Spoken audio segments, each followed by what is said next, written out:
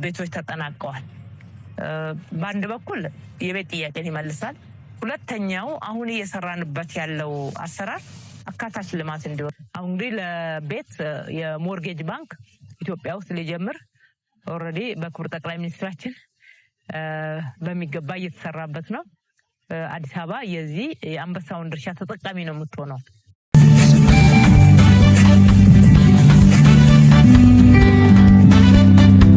ጤና ይስጥልን እንግዲህ የቻናላችን ቤተሰቦች እንደምን አላችሁ? ዛሬም ተመልሰን ወደ እናንተ መተናል። አንዳንድ መረጃዎችን እንግዲህ ቀንጨብ እያደረግን ወደ እናንተ ይዘን እንመጣለን። አሁንም ይዘን መተናል። በዚህ መረጃ እንግዲህ የቤቶች ግንባታ ለምን ተጓተተ? ምክንያቱ ምንድነው? አዳነች አቤቤ እንግዲህ እስካሁን ስልጣን ከያዙ ጀምሮ ወደ 500,000 ቤቶችን ገንብቻለሁ ብለዋል። ለማን ነው እነዚህ ቤቶች የተሰጡት የሚለው አሁንም አነጋጋሪ ነው። አብራችሁን እንድትቆዩ እየጋበዝን ወደ ሙሉ መረጃዎች እናልፋለን። የወይዘሮ አዳነች አቤቤን ንግግር በተወሰነ መልኩ አዳምጠን የምንመለስ ይሆናል። አብራችሁን ሁኑ።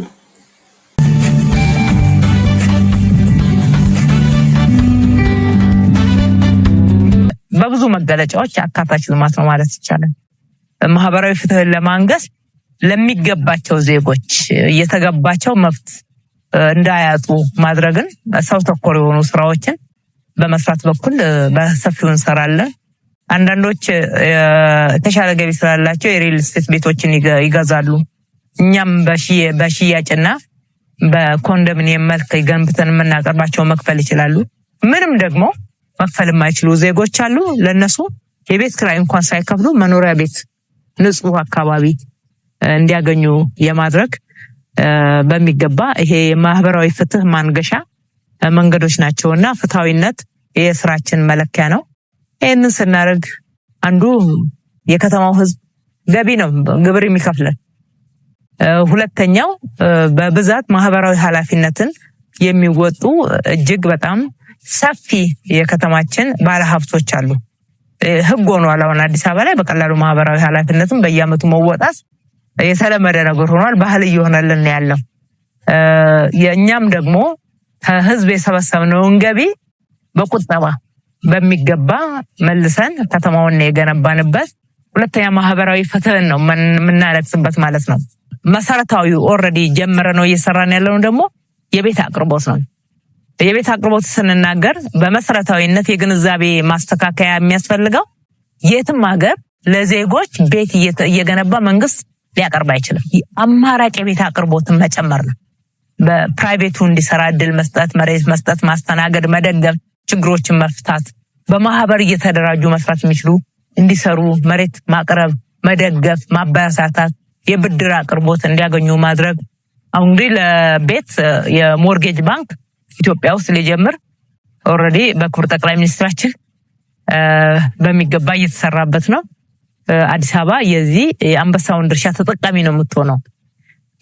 በሌላ በኩል ራሱ የግል ሴክተሩና የግል መሬት ያለውና ገንዘብ ያለው ፓርትነርሺፕ እየፈጠረ እንዲሰራ ማድረግ፣ እዛ ውስጥ መንግስት ሬጉሌት የማድረግ አንዱ ሌላውን እንዳይጎዳ ፕሮቴክሽን እየሰጠ እንዲሰራ ማድረግ ነው።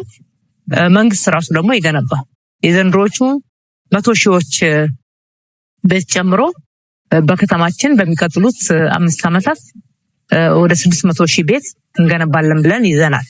የፕራይቬት ሴክተሩ በግል ደግሞ እየደገፈን በብዛት ሲሰራ ይሄንን በከፍተኛ ሁኔታ ይወስደዋል። ወይም ደግሞ አትሊስት በ100,000 እዚህ ላይ መጨመር እንደሚቻል ማሰብ ይቻላል። እዚህ ወደ 600,000 የያዝነው ላይ የፓብሊክ ፕራይቬት አለ፣ ማህበር አለ፣ መንግስት በበጀት የሚሰራው አለ፣ በበጎ ፈቃድ ደግሞ የሚገነቡ ቤቶች። እነኚህ 4 አይነት ፓኬጆች በያዘው ይሄን አክል ቤት ለመስራት ኦልሬዲ 100,000ዎችን በዚህ አመት ጀምረናል። በየአመቱ እዚህ ላይ ትንሽ ጨመር እያደረግን ነው የምንሄደው። ብዙ ቴክኖሎጂዎችን እያስገባን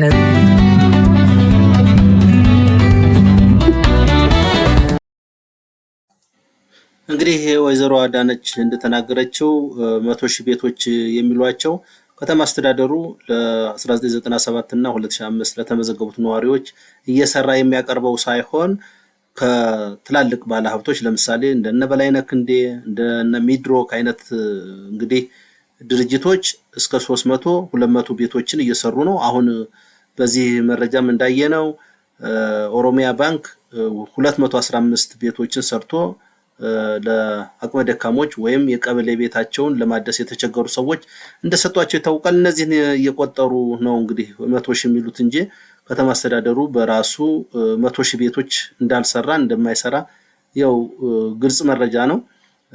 እቅድ ይዞ የነበረው 50,000 አካባቢ ነበር። እሱም አሁን ላይ ቅድም እንደነገርኳችሁ እየተሳካ አይደለም። በምን መልኩ ነው በቀጣይ መስተካከል የሚችለው?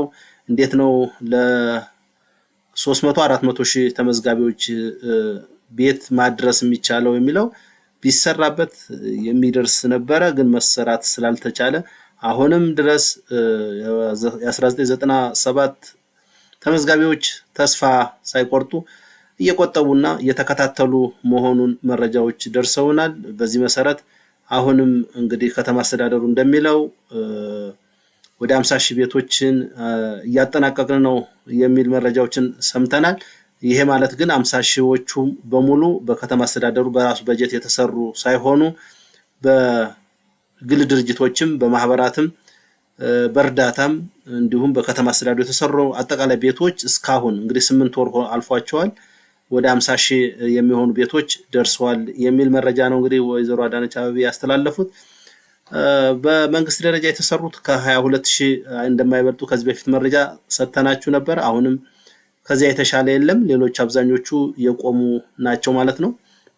እንግዲህ ቦሌ አራብሳ 11 ህንጻዎች፣ ቱሊድምቱ 10 ህንጻዎች እንዲሁም ቃሊቲ አካባቢ ያለው ወርቁ ሰፈር አካባቢ እንደዚህ ሊጠናቀቁ ጫፍ የደረሱ ቤቶች ናቸው። ከዚህ ውጭ ያሉት ግን አብዛኞቹ ተጀምረው የቆሙ መሆናቸውን መረጃዎች እንደዚህ ከመረጃዎችን ማግኘት ችለናል። በዚህ መሰረት እንግዲህ በቀጣይ ቢያንስ ለ1997 እድለኞች ሙሉ በሙሉ እጣ ይወጣላቸዋል ወይ የሚለው ብዙ ጥያቄዎች የሚያቀርቡ ጥያቄ ነው። እንግዲህ መንግስትም ቅድሚያ የተመዘገበ ቅድሚያ ያገኛል የሚለውን ፕሪንሲፕል አስፈጽማለሁ ብሏል። እንዴት ነው የሚፈጸመው ወደፊት የምናየው ይሆናል። የቤት ግንባታው ግን 1 ወር ሆኖታል። በጣም ተቀዛቅዟል። እንቅስቃሴው በጣም የደከመ ሆኗል። ከዚህ ጎን ለጎን የሪል ስቴት አልሚዎች ደግሞ ገና ለ3 እና ለ4 ወር ወይም ለ1 ዓመት አዘጋጅተው ለሚሰሩት ቀድሞ ብር እየተቀበሉ በሚያመጡት ችግር እንግዲህ አሜኔታ እየታጣባቸው መሆኑን የራሳቸው የማህበሩ ፕሬዝዳንት ሲናገሩ ነበረ። እውነት ነው። የሪል ስቴቶችን የሚያምን ሰው እየጠፋ ነው። ምክንያቱም ምንም ህንጻ በሌለበት አየር ላይ 3D የቤት ፎቶ ወይም ዲዛይን በማሳየት እንግዲህ ቤት እየሸጡ ያሉ ብዙ ሪል ስቴቶች አሉ። እነዚህ ደግሞ ማህበረሰብንም እንደ ሀገርም አደጋ የሚጥሉ ናቸው ሲሉ የሪል ስቴት ማህበራት እንግዲህ ፕሬዝዳንት ተናግረዋል ሰሞኑን ማለት ነው። ከዚህ ጋር ተያይዞ መንግስት እኔ የምሰራቸውን ቤቶች ቀንሳለሁ፣ ለባለሀብቱ ሞር እንዲሰራ መሬትና መሰረተ ልማቶችን ማሟላት ነው ሲሉ ወይዘሮ አዳነች አቤቤ እንግዲህ ሰሞኑን ባደረጉት ንግግር ማስታወቃቸው የሚታወስ ነው። ወደ ሌሎች መረጃዎች እናልፋለን።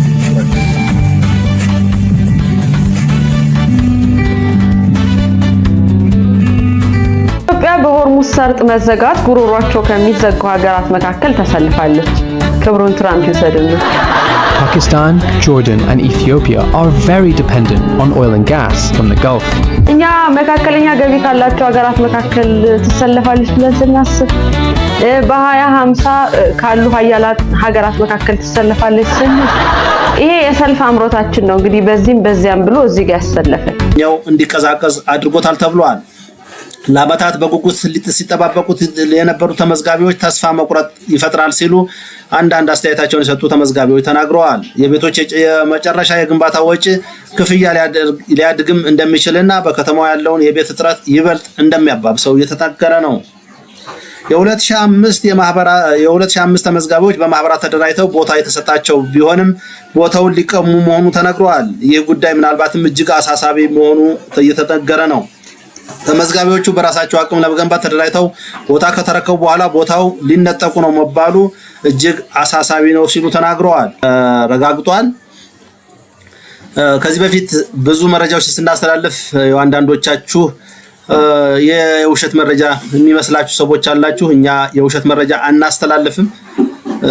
እኛ ትክክለኛና ወቅታዊ መረጃዎችን ነው ወደ እናንተ የምናስተላልፈው። በቤቶች ልማት ላይ የሚሰሩ ስራዎች አጀማመራቸው ጥሩ ይመስል ነበር፣ ግን ኮራፕት የሆነ አስተዳደር ያው መሀል ላይ ቆመዋል ማለት ነው። አብዛኞቹ የቆሙ ናቸው። በምስል በየሳምንቱ የሚያሳዩን ሪፖርት ላይ ግን አንድ ወይም ሁለት ሳይት በተደጋጋሚ እሱን አንድ ተደጋጋሚ እንግዲህ ብዙ ፎቶዎችን የህንጻ ፎቶ ያሳዩናል። ግን ህንጻዎቹ አሁንም በተደጋጋሚ የሚታዩ ናቸው። ተመሳሳይ ህንጻዎች ናቸው። በተለይ ወርቁ ሰፈር ያለውና ትልድምቱ ያሉ ህንጻዎች የተሻሉ አፈጻጸም ስለነበራቸው በተደጋጋሚ የምናየው እሱን ነው። ሌሎቹ ግን አብዛኞቹ በነበሩበት እንደቆሙ መረጃዎችን ስንሰጥ ነበር። አሁንም የተለየ ለውጥ የለም። ፍርድ ቤት አቀርቦባቸዋል። ሰዎች እንግዲህ ይሄን ቪዲዮ ኤአይ ነው ምናምን ብለዋል። በእርግጥ ኤአይ ይሄንን ስራለን ብትሉት ራሱ አረን እንዲህ አይነት ነገር አልሰራም ነው የሚላችሁ። ለነገሩ አብዛኞቹ የትራምፕ ንግግሮች ከኤአይ ጋር ያምታታሉ። የእውነተኛ ሰው ተናገረው ብሎ ለማሰብ በጣም ይቸግራል። ኤአይን ራሱ ይሄን ነገር ስራልኝ ምናምን ብትሉት ኦልሬዲ ትራምፕ ብሎታል የሚል ይመስለኛል። ኢማኑኤል ማክሮን እንግዲህ በመላሻቸው በፈረንሳይኛ ይሄ እውነተኛ ኑሮ ነው የቴሌቪዥን ሾው አይደለም ብለው መልሰውላቸዋል። እኔማ የእንግዲህ የትራምፕ ነገር ስመለከት እንዴ ዝም ብለን ይሁን እንዴ በአስተሳሰብ የቀደሙ ምናምን የሚመስለን እላለሁ ነው ወይስ ጉዞውን ክብ አድርገውት የሆነ የተነሱበት ተመልሰው ነው እንዴ? የማይባል ሲሉ የማይደረግ ሲያደርጉ ይኸው 21ኛው ክፍለ ዘመን ላይ መገኘታችንን አጠራጠሩን እኮ። በዓለም አቀፍ ደረጃ ተወዳዳሪ ለከተማችን ነዋሪዎች ደግሞ ምቹ ከተማ የማድረግ ስራ አንዱ ተሳካ የምንለው ከጽዳት ከአረንጓዴ እና ከከተማ ውበት አንጻር ነው። የትኛውም ሀገር በዓለም አቀፍ ደረጃም ከወሰድን የከተሞች ዋና መለኪያ ከተሜነት መለኪያው አረንጓዴ፣ ውብ፣ ጽዱ የሚለው ነው። ለየት የሚያደርገው ሰው ተኮር ነው። ሁለተኛው ደግሞ አካታች ነው። ማንንም ወደ ኋላ የተወ ልማት እንዳይሆን በጥንቃቄ የተሰራ ነው። ይሄ የሚጀምረው ከየት ነው ካል ከህፃናት አሁን ገባችን ያሉትን ሀብቶች አይተን እሱ ላይ ሴት እየጨመርን ስራ ዕድል መፍጠር፣ ሀብት መፍጠር፣ ገቢ መፍጠር በከፍተኛ ሁኔታ አንዱ የተማርንበት ነው። ወደ ነበረ አሁን ኦልሞስት ወደ 300 ቢሊዮን እስካሁን ድረስ የሰበሰብነው ያሳያል።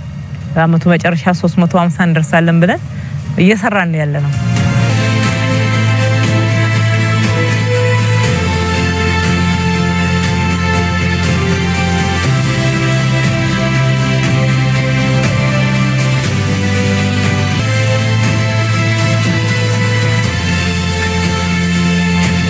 እንኳን ደስ ያላችሁ። ዛሬ ትንሳኤ በዓልን ምክንያት በማድረግ በከተማችን 215 ቤቶችን እያስተላለፍን እንገኛለን። በሁሉም ክፍለ ከተማ ቤቶቻቸው ዘመው ታቢ አድርገን እንደዚህ ለሰው ልጅ ክብር የሚመጥን ለመኖር ምቹ የሆነ የኑሮ ጫናን የሚያቃልል አኗኗርንም የሚያዘምን መኖሪያ ቤት በመስራት እያስረከብን ያለነው። አሁን የምንገኝበት አንዱ ሳይት ነው እንጂ በሁሉም ክፍለ ከተማችን እየተላለፈ ይገኛል። እዚህ ዛሬ መርቀን አሁን ያስረከብነውን ቤት የገነባልን የኦሮሚያ ባንክ ነው። የኦሮሚያ ባንክ ይሄንን እንዲሰራ ስጠይቅ ለጉዳይ ነው ይደግፋል። እሰየው የበለጠ አግኙ፣ ካገኛችሁ አልቃችሁ አብዝታችሁ ትሰሩልናላችሁ የሚለው አስተሳሰብም በዛው ልክ እየሰረጸ ይሄዳል ማለት ነው። ስለዚህ ስንተባበር፣ ስንደጋገፍ፣ በጋራ ስንቆም በጣም ትልልቅ ነገሮችን መስራት እንደምንችል ማሳያ ነው። የዛሬው 215 ቤቶች የምናስተላልፈው ላይ ከተማ አስተዳደሩ እውነቱን ለመናገር ያቀረበው መሬት፣ አንዳንድ ቦታዎች ደግሞ ጥቃቅን ግብአቶችን ነው ተባበርን ነው። ለዚህ ከ80 ሚሊዮን በላይ ወጪ አድርጎ የገነባልንን ኦሮሚያ ባንክን በራሴም በከተማ አስተዳደሩ ስም እጅግ አድርጌ ማመስገን እወዳለሁኝ። ይዞ እየሰራ ነው። ከነዚህ የቤት ልማቶች መካከል 5 ሳይቶች በአዲስ አበባ ከተማ ከንቲባ ወይዘሮ አዳነች አቤቤ ተገምግመዋል።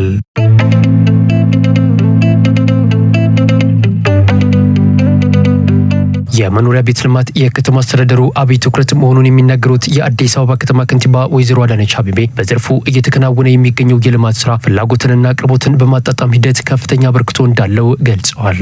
ቤት እንግዲህ አንዱ ትኩረት ያደረግንበት ስራ ነው። አዲስ አበባ የሚሰራው በርካታ ዘርፈ ብዙ መሰረተ ልማት ነው።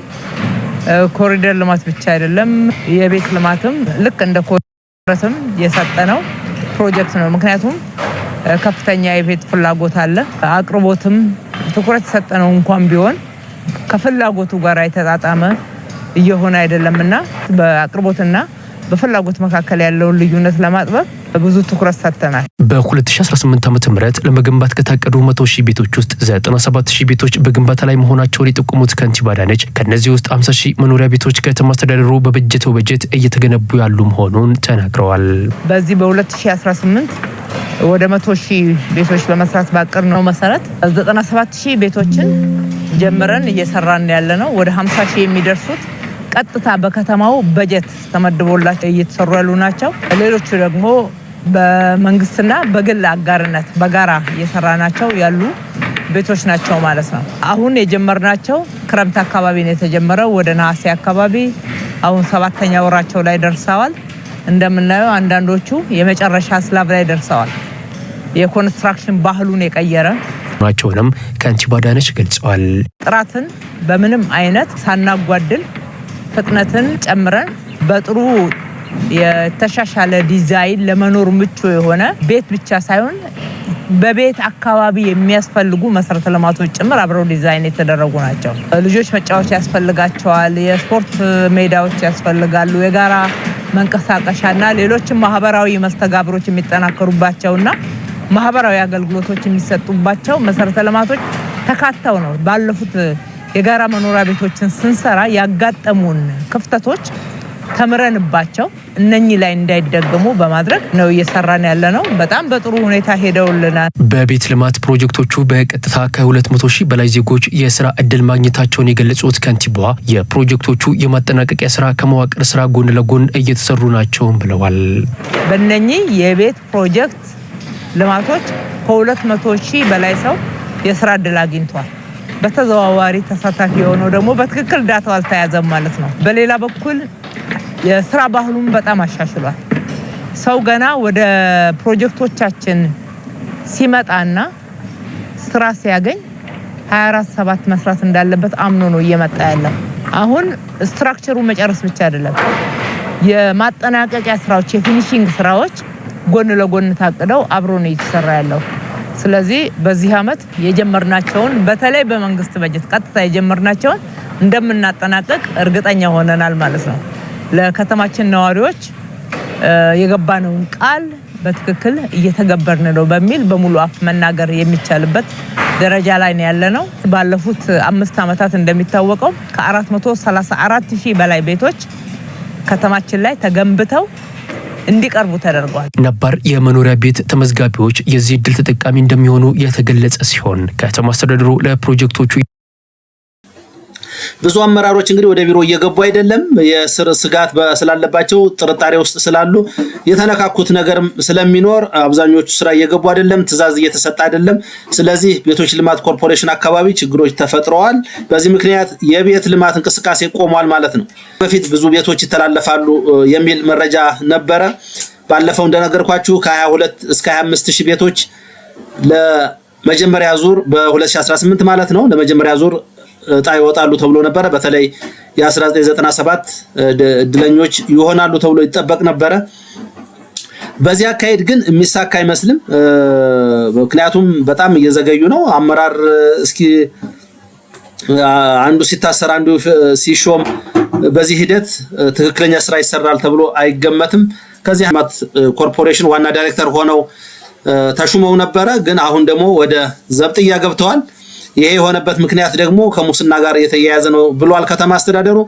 አብዛኞቹ አመራሮች እንደታሰሩ መረጃዎች እየወጡ ነው። አሁን ይሄ መረጃ በይፋ ከመውጣቱ በፊት ግን ከ2 ሳምንት በፊት እኛ ይሄንን መረጃ አጋርተናችሁ እንደነበር እናስታውሳለን። ስለዚህ ተስፋ መቁረጥ አያስፈልግም። ተስፋ ላትቆርጡ ትችላላችሁ። ቤት የምትጠባበቁ ሰዎች ግን የቤት ልማት እንቅስቃሴው እጅግ የደከመ እየሆነ እንደሆነ ይህን መረጃ ወደ እናንተ ለማድረስ ስለፈለግን ነው። ከዚያ ውጭ ከተማ አስተዳደሩ በማህበራት ላይ እርምጃ ልወስድ ነው ብሏል። እንግዲህ በአዲስ አበባ በ2005 ከተደራጁ ወይም ከተመዘገቡ ነዋሪዎች መካከል 54 ማህበራት መኖሪያ ቤት እንዲሰሩ ድጋፍ በማድረግ መሬት አዘጋጅቻለሁ ብሎ ማስታወቁና እንዲደራጁ መፍቀዱ የሚታወስ ነው። ሊሰጣቸው የነበረው መሬትም ወደ መንግስት እንደሚመለስ ተገልጿል። እንዲሁም መሬቱ በሚቀጥለው ዙር በሌሎች ዝግጁ የሆኑ ተጠቃሚዎች እንደሚደረግላቸው ተነግሯል። እንግዲህ ኃላፊዎቹ ለማህበራት ከተሰጠው ድጋፍ በላይ የግንባታ ስራ መጀመር የነሱ ኃላፊነት መሆኑን በመግለጽ እንዲህ አይነቱ የመሬት መዘግየት በከተማ የመኖሪያ ቤት እጥረት ላይ አሉታዊ ተጽዕኖ እንደሚያሳድር አስጠንቅቀዋል ማለት ነው። ይሄ እንግዲህ መረጃ የወጣችው በመንግስት ደረጃ የሚሰሩ ኮንዶሚኒየም ቤቶች መዘግየት አጋጠማቸው ብለን መረጃዎችን አሰራጭተንላችሁ ነበር ወይም አስተላልፈን ነበር። አሁን ከ100,000 ቤቶች አንደኛው እንግዲህ በማህበራት የሚሰሩ ቤቶች ነበር። ስለዚህ በማህበራት የሚሰሩ 54 ማህበራት የተደራጁ ነበሩ። ከነሱ መካከል እንግዲህ አቅም የላቸውም፣ አልተግባቡም። ስለዚህ የነሱ ቤት አልተሰራም። ስለዚህ እኔም 100,000 ቤት ያልኩት እቅድ ፈርሶብኛል ለማለት ለመንግስት እንዲመቸው ይችን መረጃ እያወጣ ይገኛል። በሌሎች መረጃዎቻችን ደግሞ የቤቶች ልማት እንግዲህ ሰሞኑን ባለፈው ሪፖርት እንዳቀረብኩላችሁ በ20 ቀን አንድ ወር አካባቢ ስራ በአብዛኛው ሳይቶች ቆሞ እንደነበር ነግሬያችሁ ነበረ። ይሄ መረጃ በጣም ማጋለጥ ሲጀመር ሰሞኑን ቱሊ ዲምቱ አካባቢ እየተንቀሳቀስን ነው። መሰረቱን ጨርሰን የፊኒሺንግ ስራ እየሰራን ነው ይላሉ። ዛሬም የፊኒሺንግ ስራ የዛሬ 3 ወር የፊኒሺንግ ስራ ነው የሚለው። ገላንጉራ ኦልሬዲ ቆሟል። ገላንጉራ ሳይት አብዛኞቹ ትልቅ ሳይት ወደ 25,000 ቤቶች ይገነባበታል የተባለው ሳይት አሁን ላይ እየተሰራበት አይደለም። ወደ አየር ጤና አብዛኞቹ ብዙ ሳይቶች ማለት ይቻላል አሁንም እየተሰሩ አይደለም፣ ቆመዋል። ለምንድን ነው የቆመው? የተለያዩ ምክንያቶችን ነው ከቤቶች ልማት አስተዳደር እየሰማን ያለ ነው። እንግዲህ ባለፈው ነግሬያችሁ ነበር። ከአመራር ሽግሽግ በተጨማሪ ሌሎች የጥሬ ዕቃ አቅርቦት ችግር በማጋጠሙ ጨረታ ላይ እንዲሁም የፊኒሺንግ ስራ የሚሰሩ ድርጅቶችን በጨረታ ከመለየት አንፃር የነሱ ሂደት ትንሽ እንዳጓተተ በሚል ተናግረዋል። ግን እውነት ለመናገር ይሄ አካሄድ ብዙም ትክክል አይመስለኝም። ማለት የፊኒሺንግ ስራ ሳይሆን ገና ከመሰረቱም ችግር ያለበት ስለሆነ ማለት ነው። ከዚህ አንፃር ብዙዎች በዚህ አንድ ወር አካባቢ ሳይቶቹ እየተሰሩ አለመሆናቸውን ለማየት የሚቻልበት ሁኔታ ላይ ደርሷል። አሁንም የቤቶች ልማት እየተዳከመ ነው። በ2018 እንግዲህ 100,000 ቤቶች ለነዋሪዎች ወይም 1997 እና 2005 ለተመዘገቡ የከተማ ዝቅተኛ ገቢ ላላቸው ነዋሪዎች እናዳርሳለን ተብሎ ነበረ። የሚሆን አይመስለንም። ይሄው እየተጓተተ ነው። በዚህ ሂደት ይጠናቀቃል ማለት ይከብዳል። ኦልሞስት እንግዲህ ከ3 ወር ያነሰ ጊዜ ነው የቀረ የበጀት ዓመቱ ሊዘጋ። በኢትዮጵያ በጀት ዓመት ማለት እንግዲህ ከሐምሌ እስከ ሰኔ ስለሆነ ይሄ በጀት ዓመት እየተጠናቀቀ ነውና ከዚህ አንፃር መቼ ነው ቤቶቹ የሚጠናቀቁት፣ መቼ ነው ለጣ የሚቀርቡት የሚለው ብዙዎች ይጠይቁናል። ግን ምንም ፐርፌክት የሆነ ምንም ይሄ ነው የሚባል ነገር ሊገኝ አልቻለም። ስለዚህ ከዚህ አንፃር በቀጣይ እንግዲህ የምናየው ይሆናል። ግን አሁን ላይ ብዙ ቤቶች ቆመዋል ማለት ይቻላል። እንኳን ለጣ የፊኒሺንግ ስራቸው ራሱ ያልደረሱት መድረስ አልቻሉም።